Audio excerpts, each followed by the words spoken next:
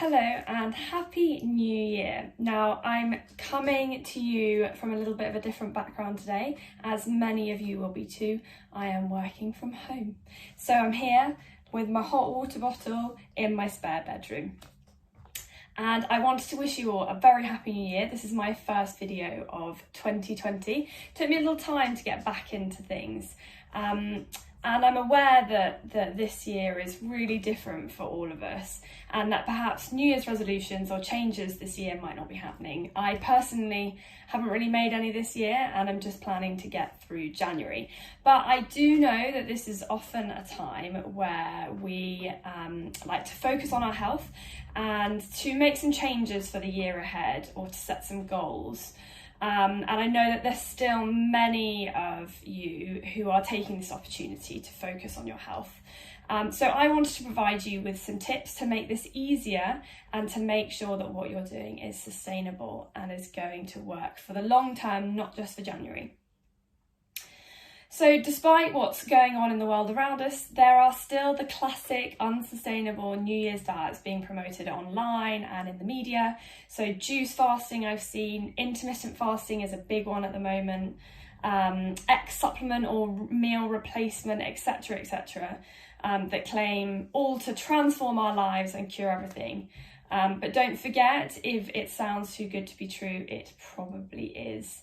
And there is a reason why 95% of diets fail, and why New Year's resolutions, I think it's the last week of January or the first week of February that most New Year's resolution, 85% of New Year's resolutions fail by. And that's because these diets have fundamental flaws. They're often unsustainable in the long term, and as soon as we come off them and go back to our normal eating behaviours, we go back to the way we were before, and whether that's feeling unwell or whether that's regaining the weight that we wanted to lose. And that's because nothing has fundamentally changed. So they don't educate us, they don't change our long-term behaviours, they just put a pause on them. And as well often promote disordered eating behaviours, which is something that we don't want to do. So what can we do instead? So we need to look at sustainable changes that have lasting impacts. So we need to look at our daily behaviours and our daily choices, but that doesn't mean having to deprive ourselves or giving up lots of the things that we love.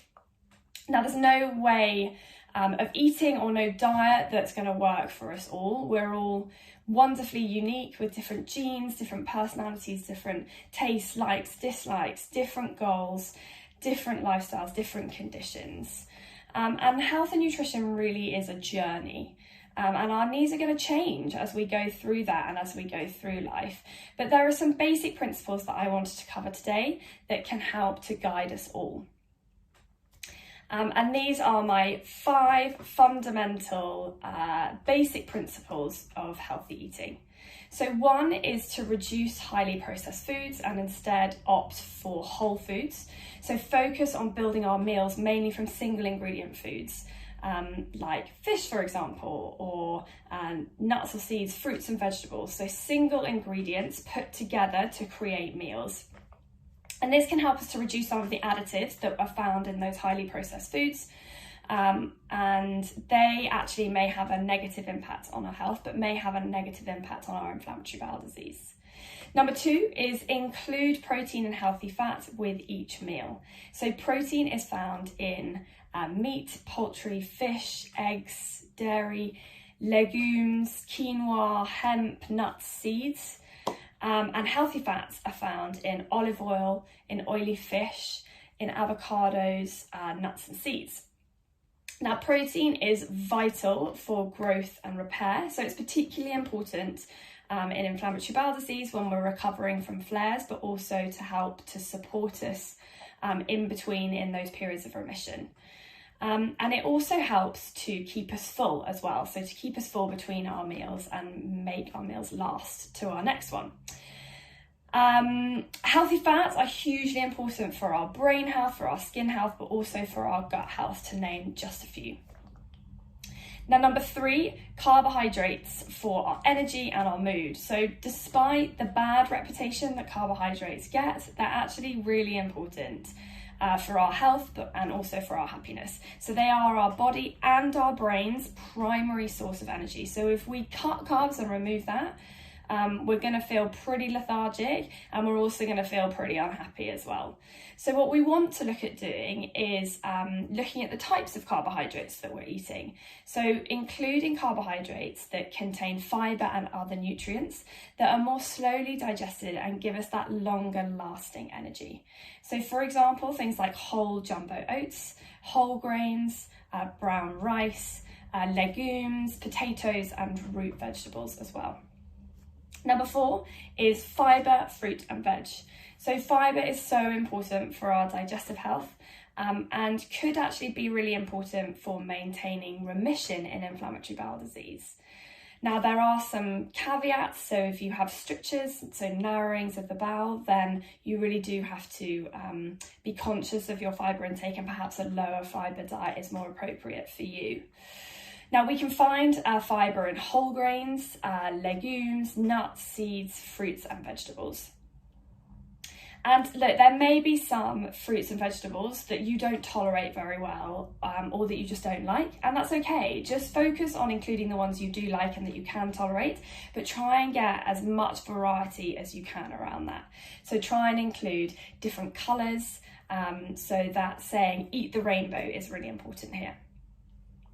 And a really great way to expand and experiment with the different types of fruits and veg that we're eating are to look at eating seasonally. And I think this is something that's going to be really big this year. So have a look at different types that are available at different times of the year. And number 5, last but not least, is water.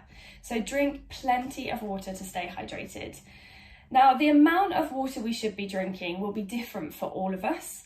It's often suggested that we have around 2 litres a day, but a really useful gauge to whether we need to be drinking some more water or not is actually when we go for a wee, look at the colour of our urine. So it should be a very pale straw colour, and if it's any darker than that, then that's a really good indication that we should be drinking a little bit more water.